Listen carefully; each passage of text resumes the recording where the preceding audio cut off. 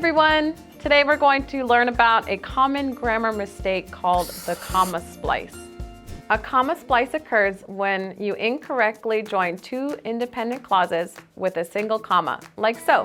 Independent clauses are clauses that can be complete sentences on their own. For example, Gina is a terrific student, comma, she always completes her work on time. Or, it has been raining all day, comma, it is so cold. As you can see, the comma has joined the independent clauses together. It has been raining all day is a complete sentence all by itself, and so is the clause, it's so cold. Is everyone following along? Unfortunately, commas are not able to join independent clauses by themselves. They need some help.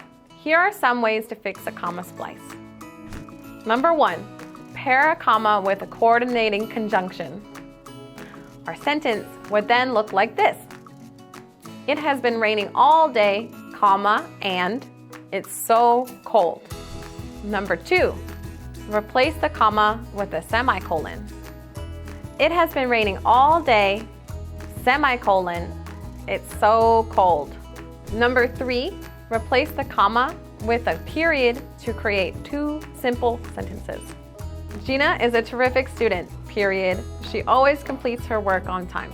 Number 4, you can also replace the comma with a subordinating conjunction. Gina is a terrific student because she always completes her work on time. Easy enough, right? I hope this helps you next time you spot a comma splice. Goodbye, everyone. See you next time.